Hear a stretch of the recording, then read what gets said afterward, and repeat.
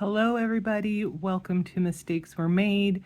This is a channel that I created to document my family's process with reduction and eventual elimination. If this is the first time you're seeing one of our videos, welcome. I hope that you find something of interest and use here. I will say from the outset, we are not experts. We are kind of flying by the seat of our pants with this, but we have been very lucky and happy to have the vast knowledge and experience that is found in the budgeting community, and have been trying to learn those lessons and incorporate them in what we're doing here. So hopefully there'll be something that is of interest for you newbies, and for those of you who have been following along with what we've been doing, thank you. Welcome back. I very much appreciate the support that you guys have provided, the suggestions and ideas that you guys have offered, because we've had some scenarios where we're not really sure what to do, and there have been lots of feedback that has been shared, and we've been able to take things from that feedback that will work best for our situation, and keep in mind some of the ones that may not fit right now, because who knows, in the future they may be something that we can implement then. So if you are new and you want to kind of see where we started back in October, please check out our debt confession video. It is going to kind of give you kind of the bigger scope. You see the numbers of what we were working with at the very beginning, and kind of some of the situations that we are dealing with or will be dealing with at some point in the future, which prompted us to start going down this route. That said, we are here to do a recap for the second pay period of January. We do our budgeting based on pay period or paycheck. My partner's pay comes out at the more kind of usual every 2 week or every other week, and mine is twice a month. So the way that all aligns makes it might make more sense to do our budget based on a first half of the month and the second half of the month. So we are looking at the second half of the month. And so what we're doing is we've got our budget with me paperwork that we did earlier, and we are going to see kind of how things landed. So as we can see here, we were starting with $4,273. We were expecting to lay out about $782 for our cash envelopes, but this is actually where we have our first discrepancy. So I don't know what I was thinking. Clearly I wasn't, because if you look at this here calendar, you can clearly see that there are essentially 5 weeks for January. However, for the whole month of January, we only budgeted $400, $200 per pay period, which left this week without any money for groceries. And yeah, not great. So we ended up having to pull an extra $100. We like food, and so that ends up being the first discrepancy that we have in our budget. Instead of it being $782, it was actually $882. Now for the credit cards, we had allotted $457.34. Now, typically it would have just been the $250 for Discover, the $150 for Bank of America. But if you are familiar with one of our previous videos, I mentioned we just did a balance transfer for the Amazon credit card and our US Bank credit card to a 0% promo card, because those two both have interest that gets applied. We didn't do the entire balance because we wanted to make sure, that it would go through on the person who's was getting paid side, because from what I understand, if it would create a credit, there's a possibility that they would have just declined to accept the payment. I don't know if that's true, but I didn't want to, tempt fate. The other side of it was we didn't want to go over the credit limit of the new card, and we needed to keep in mind not just the amount we were transferring over, but the fees that were associated with doing a balance transfer. So suffice to say, we didn't do the entire amount of the of what was on the credit card. So we also had an additional $57.34 for the U.S. Bank that we wouldn't have been paying during this pay period. So that's where we landed for that, and that stayed true at $457.34.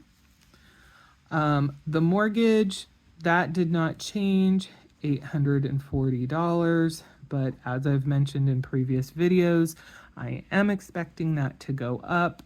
February, March tends to be about the time that we see an increase in our mortgage because our home insurance typically goes up, and this past year it went up a significant amount, and our property taxes went up, and that tends to go up about, I think the limit is 3% per year, but then if there's, ballot measures and stuff that add to the tax, that can increase it as well. So those two both went up. I'm hoping that the end result is only like $25 per pay period. So bumping this up to $865.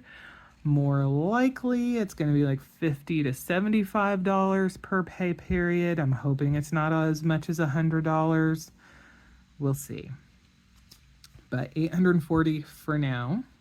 And then our recurring monthly costs, we have a couple of differences here. So in these costs, typically we've got, like our car insurance, and we've got a couple of subscriptions, but I would say the majority of it is utilities. And so what we will usually do is, like, for electric bill and our gas bill, because those are going to have the most variation, we will do an estimate, especially during the winter, of $150. During the summer, that'll drop down a little bit, but for right now, that's what we were estimating.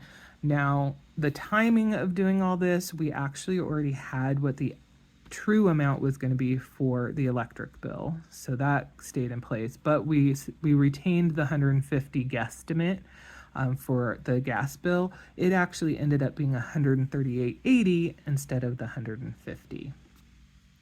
The other thing is, for some reason, our cell phone bill went up by like $1-ish. Not quite $1. So instead of being the $97.94 that it typically is, it went up to $98.86. Not huge, but it was a difference. So if we add all of these together with the updated information, instead of being $809.36 like we had allotted, it actually ended up being $99.08. Okay. So we've got our very old, very well used calculator from work. That is, I like it much better than trying to use my calculator on my phone or on the computer, actually. But that's just a weird thing for me. I don't want to do a plus, I want to do a minus. So 840 minus 799.08. So if we take into account, all the differences, the expectation is we should have $1,294.94 as unallocated money. Now, for those who are new to the channel, if we weren't in the situation that we are in right now, this money here we would be considering extra and would be being dispersed to pay down our debt. But because we need to create a bucket of money for when my job goes away, so that we can afford to live and during the time period that I'm trying to find a replacement job, these monies are going into our savings.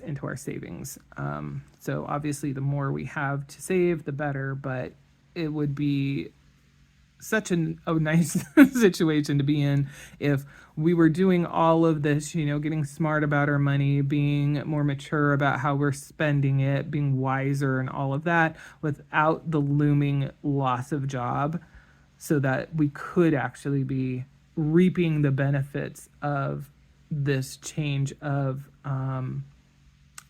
attitude and change of activity, and start to see those reductions in our debt. But you can only live the life that is there to live, so that's what we're dealing with for right now, and we're looking towards the future for when things settle down and we can actually start to tackle that debt more. So if we follow this through, I like to keep a $200 budget buffer in the account, which would leave us with $1,094.94. When I say we, it's me, because I'm the one that has the weird quirks and foibles. I don't like these, crunchy numbers, so we would actually have done 175 to transfer over, but 1294.94 is not actually what we had left. We actually had $1,163.62. So the reason we have this discrepancy is we didn't stick to our budget exactly. We had a purchase for some tax software. Tax time's coming up, so we purchased some tax software, and quite frankly, we gave into just wanting to get out of the house and go and do some stuff. So after being stuck in the house for a week and a half, which really in the long run is not that much of time, but we were getting cabin fever. Once all the ice and snow was gone, we decided, hey, let's go out to eat, which is never a cheap thing anymore. And so there was cost to that, and we did a fast food run as well during the interim time period too. So that's why we have a discrepancy here. But I think it's important to make the distinction that while we didn't stick to the budget, we also did not create additional debt to pay for this. It did lower the amount that we had available for savings, but we didn't end up using credit cards. So it's a win. It's a tainted win, but it's a win nonetheless. So if we're looking at it from this perspective, if we're taking $200 from the 1163, that drops it down to 963, or $950 that goes into savings. Okay. So the expectation would have been 200 and I think $219. Yeah, about $219.94. That would be the rollover amount if we were still looking over here. But instead, with this, we have a rollover of $213.62. And then, as we can see over here, the expectation was the typical $1,561 for my partner's pay and my typical $1,910 for my pay. But again, some little discrepancies. For some reason, his pay was light by about $14 or so, $16, and actually came in at $1,545.66. And he thinks it's because when he was home, because he stayed home during the ice and snow, and it felt like forever, but it was good because safety is paramount, that he may have done something weird with his time card and didn't do something right, possibly. I don't know. It's not a huge deal. It's up to him to look into it more. So if he's not worried about it, I'm not going to be worried about it. Mine, on the other hand, ended up being $1,977.38. So it did go up. And my expectation is at the beginning of this year, our healthcare plan changed. So the company's gone into bankruptcy. The workforce has shrunk significantly. So we probably don't have the same kind of buying power. So I'm not sure what kind of negotiations they did, but the end result actually ended up being, if you did the standard healthcare and didn't take, like extra accidental death insurance or extra life insurance, to a second level or something like that, there is no premium coming out of our paychecks. Excuse me, which is great. Hey, anything that's saving me money. So right now, I believe there's a boost because of that, just in general. But also, I do have an HSA. And in the past, I would have some of my pay go to fund the HSA. I decided for this year, for as long as we are still, working with the company, I am not going to have them take money out and fund it into the HSA. That may be a bad choice, I'm not sure, but the way I looked at it was, I do have money in there already, so it's not that it's at zero or anything like that, but that money, as far as I know, can only be used for medical, health sorts of things. I can't go and take that particular card and say, hey, I want to use this to pay some groceries. And so I did not want to continue to segregate some of our money into a place that has an extremely limited way that we can use it. So that's a decision that was made, for better or for worse. We'll see if we end up regretting it later. But at least for right now, what it does mean is an increase in the take-home pay that I am getting in comparison to last year. And I'm expecting that this should be what my base pay rate is now. Typically, we don't get bonuses in the second half of the month. If we're going to get one, it'll reflect in the first half of the month's paycheck. So I'm fairly confident that this is what this new standard will be. So if we add all of this together, what was that? 62 plus 1545, 66 plus 1977.38 gives us 36.66. A little bit better. Okay, so this is going to be the starting funds for the first pay period of February, what we will use for that budget.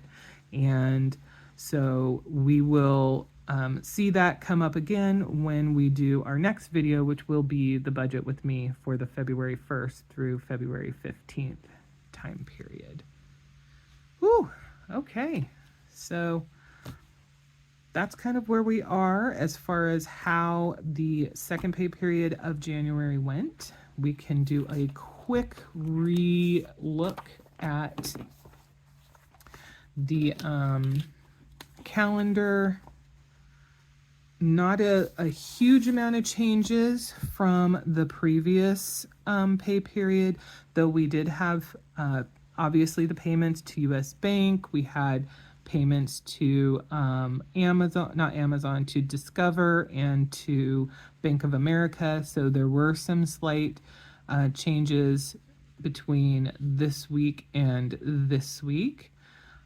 We are at, for Bank of America, $8,745. Citibank is at $73.25. Discover is at $10,281. The loan for my mom, we are at 1749, and then the new 0% is at 13,470. A crazy amount of debt. Absolutely. We are doing what we can to slowly pick at it. But with the situation that we're in, we can't do a ton of stuff. Just because we have to be prepared to have a long haul of how long it might take me to find a replacement job. Other than that, I don't think that there's really anything else for us to go over. So, as always, thank you for watching. Thank you for providing, your encouragement, the helpful tips. I mean, we've had a couple of scenarios that have come up where I'm like, I'm not sure what the best way to go about this is. And you guys have offered your suggestions and ideas, and I very much appreciate that, which actually reminds me. So, yeah. Over here, as you guys may remember, the dreaded water bill, where I had the super stellar idea of breaking up the water bill in half because it is one that gets paid every other month, and how to handle that floating half of the money. And my idea was, well, we'll just keep it in the account and constantly account for it as we're going through the various pay periods until we get to the pay period where that debt or where that cost actually gets paid out. Well, it didn't take long for me to just get incredibly irritated with that idea. So, one, thank you all for the suggestions on how we can better organize ourselves. It makes me feel like such a doofus because some of these suggestions, they're just like, well, duh.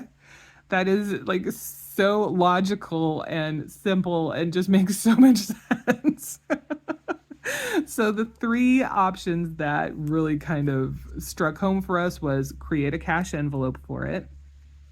I mean, hello, we're already doing cash envelopes. Why wouldn't that have just immediately jumped to mind? Take the amount and put it into savings, so it's out of the checking account and not part of the calculations that we do throughout the pay period, but it's still available to be transferred back once that that cost is going to be due, or pay ahead. And okay, again, why is that not something I think of? So on the one hand, I will say I had the impression of the utility being similar to the credit card, where we have auto pay, or we had auto pay on one of them. And the experience we had with that was we might have an auto pay because the minimum is $150. But if we go and we make some interim payments before that payment is due, it doesn't affect that auto pay amount. It's still going to withdraw $150 from the account, even though we may have paid, $75. So my initial thought was, well, will that happen for this particular utility? I don't think it will, but I don't know. I don't know where my brain was. To be completely transparent, I don't know where my brain was. So that is the route that we decided to take. We did make the payment for the half of the cost, the expected cost of $121. It has come out. It's showing as a credit on account. And we will see next month when it comes due and it says how much we actually do owe, because there could be some fluctuations from usage, whether it subtracts that credit or if it looks at what we typically are charged and still goes to debit the full $240. If it does that, it would hopefully kind of come out in the wash, and then the next time it'll still show credit. I don't know. My brain. Apparently, I need to make things more difficult than they actually are. That's just, I guess, I don't know. I guess my mind seems to go to the most outlandish and complicated answer to a problem for some reason. So, bottom line, that's what we're doing instead of my convoluted, money transfer thing. We'll see how it goes. If it seems to work just fine, then that will be the new process that we do, where we will pay the what we expect to be the half amount on the off month, and so that we can keep that budget amount fairly even. If for some reason that does not work, I think what we'll do is we will go the route of actually transferring it to savings and then transferring it back. The only reason why I'm leaning towards going that route rather than doing the cash envelope is I just don't want to have some more, additional funds that we are pulling out and adding, that requires a trip to the bank. I suppose you could say, well, you're going to go anyway because you already have cash envelopes, but I just, if we can keep this in the digital realm, I think I would rather do that. So we'll see. Okay, so again, thank you so much for watching. Thank you so much for the support, for the ideas, suggestions, and just comments in general. Thank you for watching. Thank you for subscribing. This has been such a crazy journey so far. I don't know. I obviously did not think we would be in this position ever, and it's been quite an eye-opener, figuring all of this stuff out, especially feeling like we're kind of under the gun, even though this has lingered way longer than I thought it would. I'm grateful for that, but it's also a stressor. I don't know. Maybe I'll do a video where I kind of chat just kind of about the situation. I don't know how interesting that would be to other people. Let me know if that's something that you would be interested in hearing about. I promise I won't do a ton of complaining. It'll only be a little bit of complaining, maybe. We'll see. So yeah, shoot me a note on what you think about that. If you have, again, any comments, suggestions, or ideas just about our progress or our goals and things like that in general, drop those below as well. And I guess we'll see you in the next one.